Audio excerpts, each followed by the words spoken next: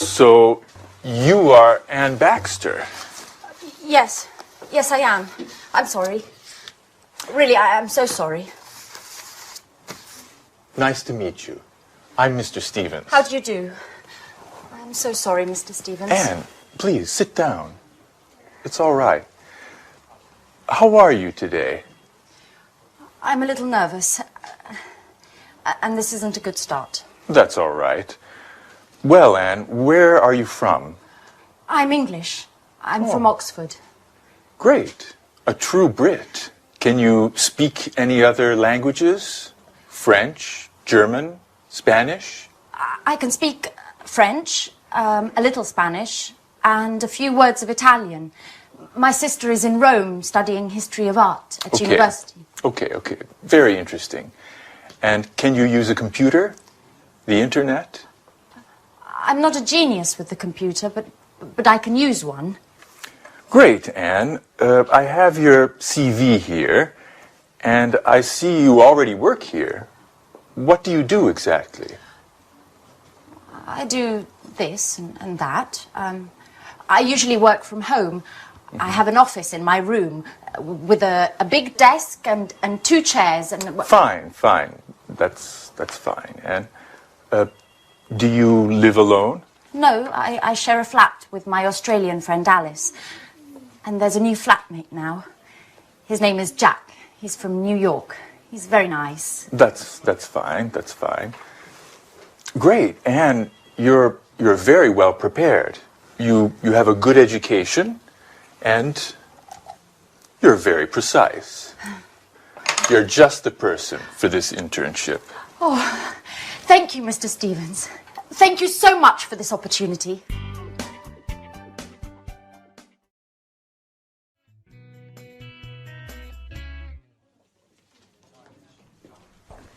Right this way. Anne, this is Gary. And this is Rachel. Hello. Hi. Pleased to meet you. Rachel is a very important team member at our publishing house. She knows everything about the company. Thanks. She was our first employee in 1985. 1985.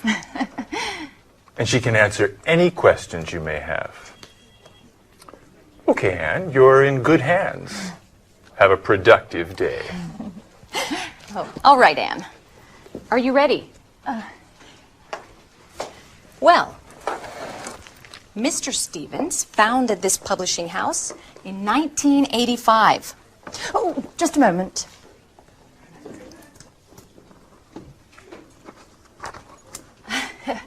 Okay.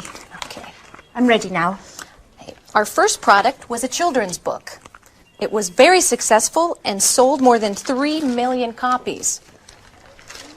We had 20 different translations. Over time, the company changed and diversified, and we have now fiction, cookbooks, and tourist guides. Cookbooks and... I'm sorry. I didn't catch that. Tourist guides. We also have an encyclopedia of history and one of art history. Sometimes we publish economic texts, and our catalog with over 10,000 titles makes us one of the most important publishers in the country. 10,000. We also employ more than 150 people. Is everything clear? Yes. I think so. Okay. As you know, this is Gary. He works in the advertising office, where he develops new client contacts and keeps in touch with our authors. Pleasure to meet you, Anne. It's so nice to have such lovely colleagues in this company. Fine, Anne. Okay. Let's move from theory to action. Okay. This is your desk. Here's your computer. Mm-hmm. You know how to use one, don't you? Yes. As I told Mr. Stevens, I'm not... Okay. No need to waste time. Okay.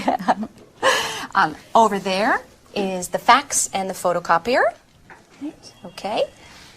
There's a coffee machine in the hall over there. Mm-hmm. But please, few breaks and keep them short. Do you understand? Yes. Excellent, Anne. Get to it.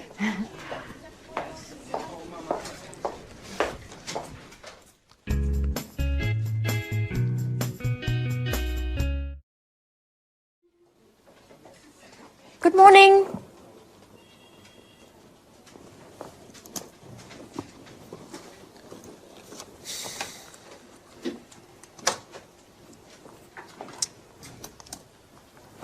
So, are you ready? Yes, quite ready. Okay, then let's begin.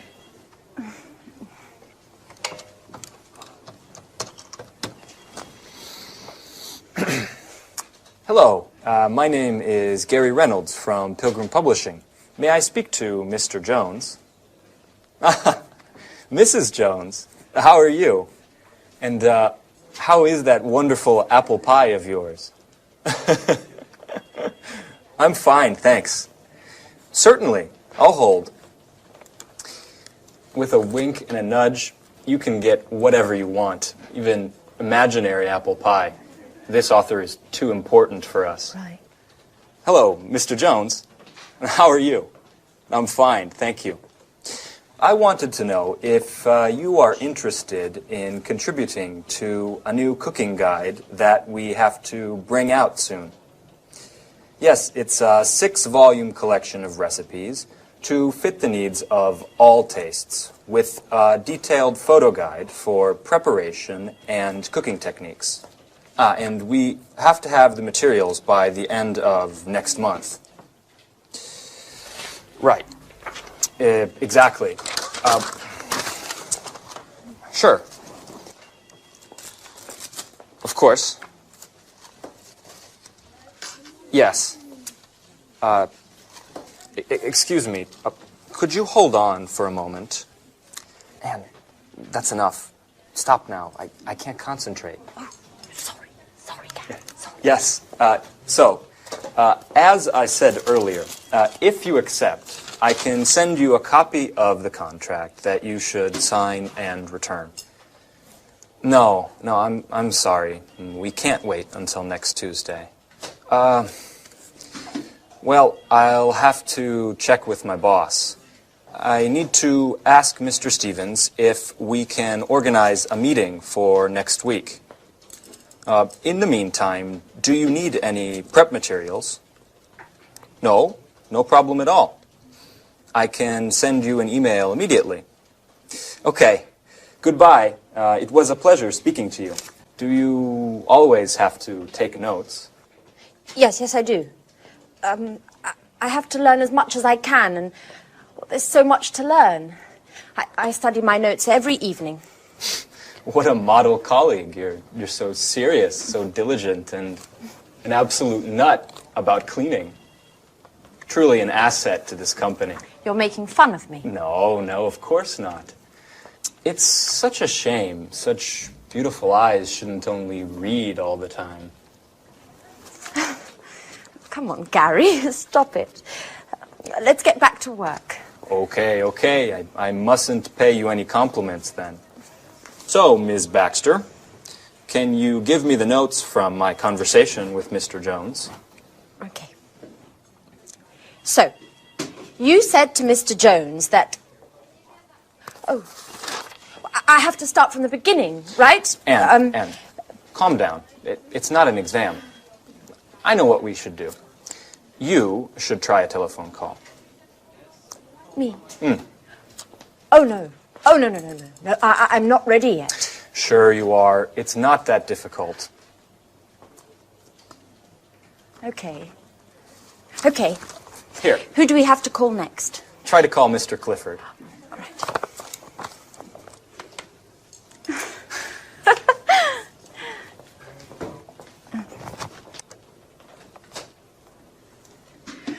Hello, this is Anne Baxter from Pilgrim Publishing. Please may I speak to Mr. Clifford? Oh, I see. All right, thank you very much. Right, goodbye. Well, what happened? Well, Come on. Tell me. I dialed the wrong number. So, Mr. Stevens, may I begin to explain our typographic services? Just a moment, Mr. Richardson. I'm still waiting for our new intern. She has a lot to learn, and I think our meeting would be very useful for her. Good morning. I'm sorry I'm late, Mr. Stevens. Never mind, Anne. Anne, this is Mr. Richardson. How do you do? Good morning. Anne, I see you've had your hair done. Very nice. Oh, thank you, Mr. Stevens. It looks like you were out late last night. I hope you had fun. Were you at a party or perhaps a club? Oh, no. I was at home. Actually, it was quite a difficult night. Anyway, I don't want to bore you with my personal problems. Right. So, Mr. Richardson, tell us about your typographical services then. Founded by Charles Emerson, Montex has been active in the typographic market since 1985. From the beginning, we have been known for our innovation and high-quality products. Mr. Emerson's children, John and Lucy, have continued the tradition by improving and enlarging the family business. The first Montex office was located in Russell Street. Oh, Russell Street! That's where the flower market is. I went there just the other day and bought 2 beautiful yellow orchids. I'm sorry. I'm sorry, Mr. Richardson. I didn't mean to interrupt you. As I was saying, over the years and following changes in the market, our company has diversified and extended its line of products. We've purchased the latest technology, offering our customers the best package available on the market today. In 2000, we moved to a larger office space in order to improve production. Our new headquarters are located in Rodney Road, and we have approximately 55,000 square meters at our disposal. Well, that's a huge space. Yes, that's right. It's very big. Anyway, our first success was with brochures, marketing flyers, pamphlets, and company catalogues. We also provided business cards and general printing services. Over time, we moved into book publishing as digital technology and expansions in the market gave us the skills to enter the market. Currently, we're equipped to provide highest quality publishing at an extremely competitive price. Our current capacity is more than 100 million pages per year. So, Anne, have you understood everything? Would you like to sum up what Mr. Richardson has said? Me? Yes. Could you? Oh, all right. I'll try. Established in 1985 by Charles Emerson, Montex has successfully grown and adapted to changing client needs. In 2000, the company transferred to Rodney Road, where, thanks to cutting-edge equipment capable of high volume, it has optimized its production and extended its offerings, specializing in the publishing sector. Currently, it provides top-quality printing at extremely attractive pricing. Well done, Anne. You have a great ability to summarize. You know, Mr. Richardson, we aren't very pleased with our current typographers. They don't meet deadlines. Professionalism, efficiency, and punctuality are the keys to our success. Do you know that in just a few years, the number of Montex clients has grown by 100%? And what sort of printing do you principally use? Digital printing and offset printing in the case of high-density needs. What? Offset printing? Young lady, you work for a publishing house and you don't know what offset printing is? No, sir. I'm afraid I don't. Is it important? Anne, offset printing is the classic way in which a graphic project done on a computer is converted to the final printed page. I get it. I get it. Well, it is important. It's extremely important. What an idiot I must seem. I basically told you I have no technological know-how. You know, Mr. Stevens, I am studying the editor's manual that you gave me, but I haven't got to the letter O yet. So, Anne, how did your meeting with Mr. Stevens and the Montex representative go? Quite well. Actually, it was very interesting. Did they come to any agreement? Well, for the moment, Montrax is going to print 3,000 copies of our next series of cookbooks. Mr. Stevens wants to give them a trial run and see how they work. If they meet their deadlines and price competitively, he'll sign on for larger deals in the future. Well, we're hoping to optimize our work and drive down costs a little. Anne, the publishing market is in a deep crisis. Readership is dropping rapidly, which is driving down sales.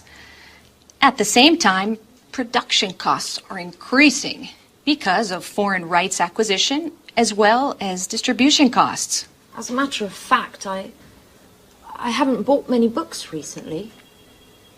Tell me, Rachel, does this crisis also affect us here at Pilgrim? Certainly. The negative trends of the market are felt throughout the sector, beginning with those who work in it.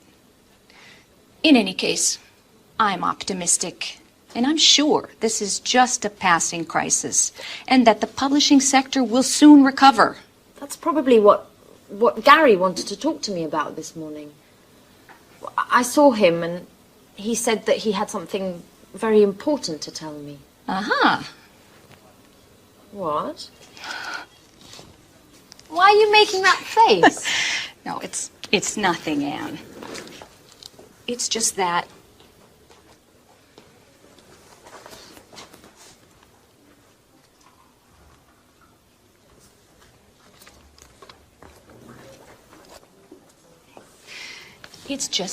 I don't trust Gary. He's a Latin lover and full of himself. He chases all of the pretty girls around here, and you are just his latest victim. Look, Rachel, I'm perfectly capable of looking after myself. I only have a working relationship with Gary, and that's how it's going to stay. Sorry, Anne. I certainly didn't mean to offend you.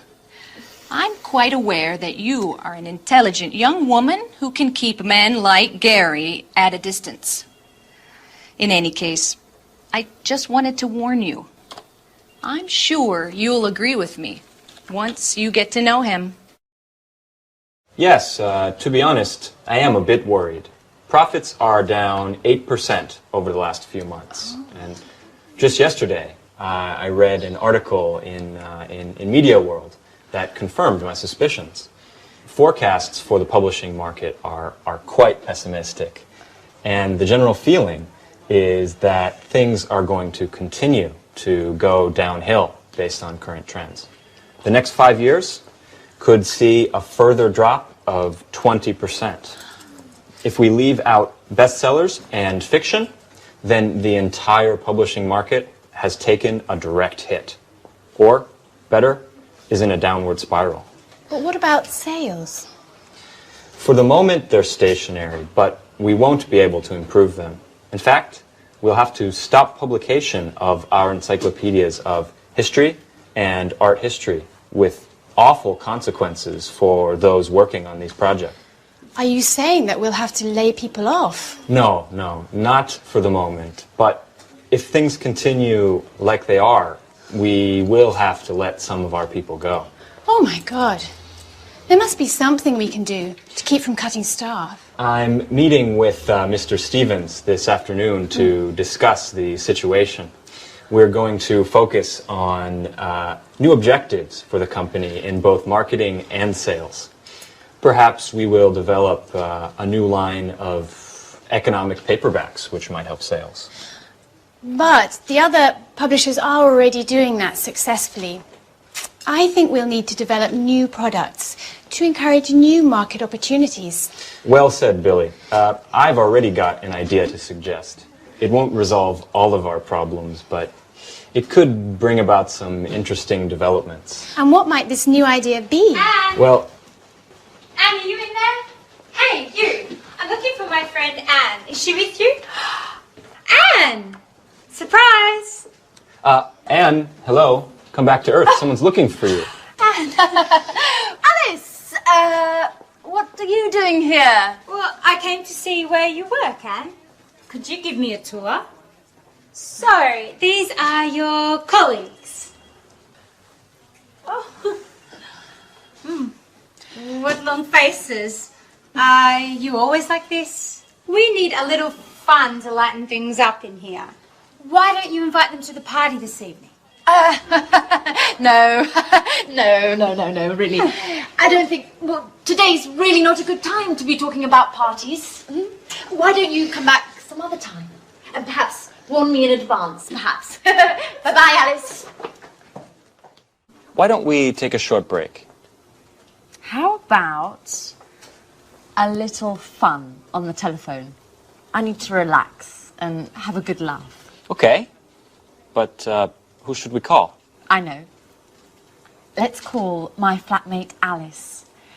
She's always looking for new boyfriends, and you could pretend to be a friend of Jack's, the other flatmate, saying that you saw a picture of her and that you'd love to meet her. Okay, but she isn't going to get angry with me, is she? No, we'll tell her it was just a joke.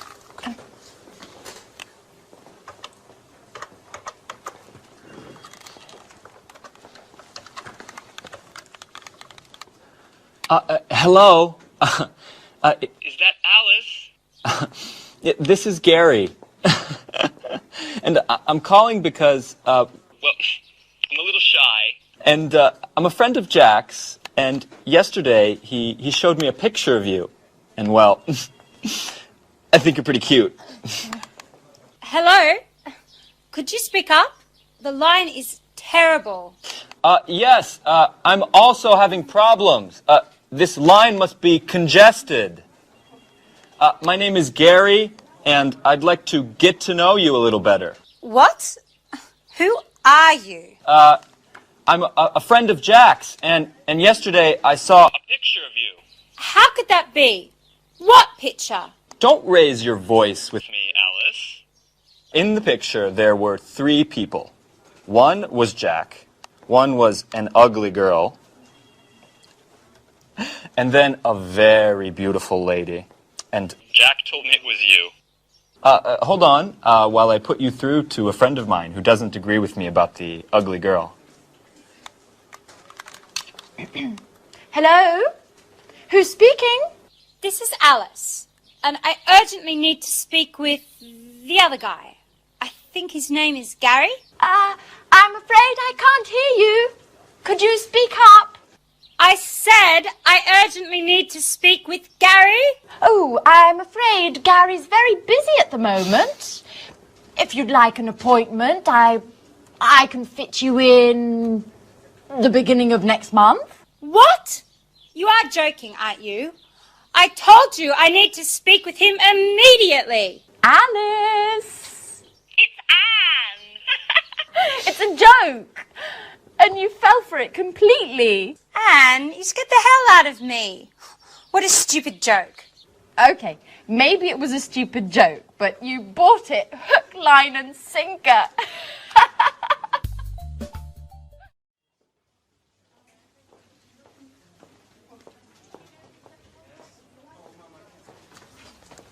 Hi, Anne. Have you got a moment? I just have to show you a few things. Alice, how many times have I told you to call before you come and visit me at the office? If my boss finds out, I'll be in trouble. Oh, yes, I know. You're right. I'm sorry. Anyway, you are on your coffee break, and I just need some advice. I'm going out with Philip tonight. You know, the handsome guy I met at the library last week. Oh, I told you about him, didn't I? I don't know, Alice. I've lost count. Every week there's a different guy. And what's so important about him that you couldn't wait to see me? What if I wear this tonight? It's nice. Red suits you. Really? But if I wear this, I'll have to find the right black shawl. By the way, can you lend me the one you bought last Saturday? Alice, it's brand new. I haven't even worn it yet. Come on, Anne. I told you that this date is really important to me. Okay. What if I wore this one? That's pretty too. Yes, but if I wear this one, it would go better with your blue hat. Could you lend it to me? Oh. Please, Anne. Oh, Alice, no, not that one. It was a present from my sister. I'm very attached to it. Oh, please, Anne. Come on, help me, please. Okay, it's impossible to pick you out of anything anyway. But if I'd known you were going to borrow my entire wardrobe, I would have immediately told you I was very busy. Thanks, Anne. You're the best. Yeah. Okay, I'm going now. By the way, what would you say if I told you I had broken your camera? You've done what? Oh, come on, Anne. I'm joking. Oh, I think work is making you just a little bit too nervous. Bye.